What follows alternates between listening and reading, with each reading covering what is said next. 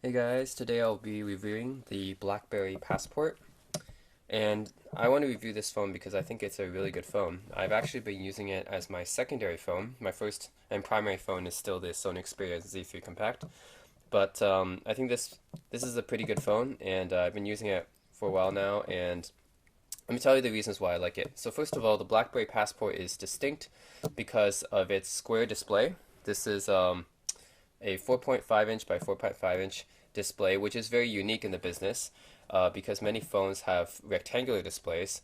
Even if they're big phablets like the Samsung Galaxy Note and stuff, they still have rectangular displays. And the BlackBerry Passport is distinctive because it has the dimensions, obviously, of a passport. And I like this display. I think that this display makes it really easy to read web articles and documents, and it makes it really easy to do productivity work on it as well, which is exactly what BlackBerry intended to do. So, go through over this phone a little bit more. This is the home screen. You can swipe down from the home screen to access this cool analog clock, which is your alarm. I think that's pretty cool. You can always set it from there. Just swipe up. So this is running BlackBerry 10 OS, which is the latest version of their OS, and I think it's a massive improvement over the previous BlackBerry OSs. It makes it much more smoother and fluid, much like the iOS or Android OS, the latest ones. So it's able to compete with them quite nicely. I think you can drag down from the top to get to your settings, and just like in Android or iOS.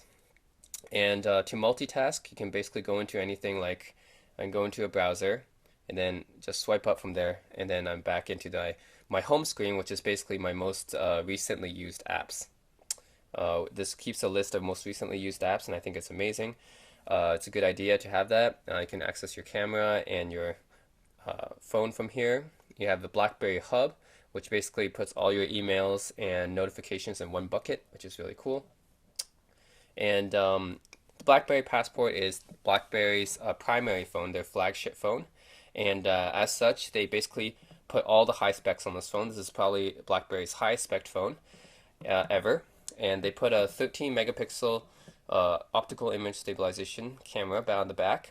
They put a really huge battery on the back, which is really nice because this phone is supposed to last 2 days, which is really nice because I'm really tired of charging my phone all the time. And this is another reason why I like it. Because the battery lasts so long, like with my Xperia Z3, it it allows me to go out and do things without having to worry about losing all my battery and not being able to contact people because of that. So yeah, the BlackBerry Passport and the Xperia Z3 are both my phones that I use every day because the battery life is really good. And if you look on the device more, you can see that the top here is power button, headphone jack on the top rather than on the side. On the BlackBerry Bold, it's on the side, which is really weird because it might stick out of your pocket. You can remove this cover here, this lid on the back, to access a nano SIM and a micro SD card slot, which can hold up to 128 gigs. The BlackBerry Passport comes by default 32 gigs. Volume rockers on the side, a standard micro USB charger on the bottom, and that's about it for the physical buttons. The keyboard is really special. It's different than the standard BlackBerry keyboard where you had the four rows. This one only has 3 rows because the third row, the top row here, which usually has the symbols and everything, is actually context dependent. So it depends on what app you're using. For example, I'm using a web browser. It's going to pop up with these symbols, and I can actually access more. And as you can see, there's a nice variety of symbols I can choose from up here and numbers. So this is going to depend on the app you're using, and it might be different if I'm using like a Word document or an Excel spreadsheet, that what this top row suggests. The other really cool thing about the keyboard is that you can scroll with it. So say like you can actually scroll with your finger, as obviously like as with any other smartphone, but say I don't want to block the screen with my keyboard, or my fingers, I don't want to touch the screen with my fingers and block it. I want to read it in a nicer way. I can just use the keyboard to scroll with it too. The keyboard is actually a capacitive touchpad as well, so I can scroll with it, and I can actually rotate the screen like this and scroll with it like this. It's pretty nice. Um, I wonder why other people haven't really thought about using something like this. But it's really cool not having to block the screen with your fingers and just having to like have a nice scrolling function like this when you're not using the keyboard and just reading articles and editing documents and stuff. Let me go into a Documents to Go, which is really cool. This is BlackBerry's productivity app where you can view Excel documents, spreadsheets, and Word documents and PowerPoint presentations. It's all on here. You can see the nice screen here. The 60 characters per line, because of this the width of this screen, allows you to view documents really nicely and articles as well. And you can see how you can view like kind of the whole Excel documents pretty nicely. You can scroll through them pretty nicely. Right, that's Excel document that I have. Can also go to a Word document, right? And again, the width of the screen, which is what BlackBerry intended to do, is give you more space to read. And with most phones, the screen is rectangular, so you had to flip it into landscape mode to actually get a nice more characters per line, so that the text doesn't wrap around as much. But with this phone, you don't need to go into landscape mode. You can just go into standard mode, and you still get a lot of characters per line. And this makes it really, really nice for reading articles like on the browser or on your Word documents or basically anything. And yeah, it's really good for productivity. And BlackBerry has really improved on its app selection as well by adding the Amazon App Store in addition to BlackBerry World.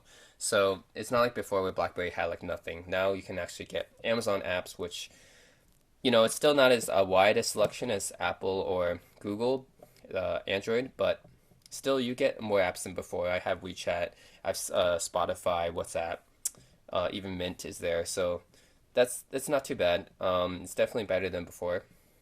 And yeah, I really like this phone. I like the feeling of the physical keyboard is nice. It takes a while to get used to, but I like it. A lot of people don't like this phone because of the form factor, because they think it's too big, it's too wide, they can't use it with one hand, it's uncomfortable for them, and they don't like the app selection as much as with Apple or Android, but that's not really BlackBerry's fault.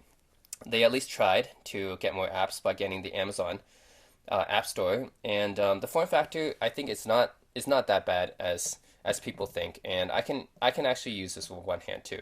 See, I'm using this with one hand, and I can just easily scroll. I mean, sure, I might not be able to type with one hand, but most of the cases when I'm using phones with one hand, I'm browsing.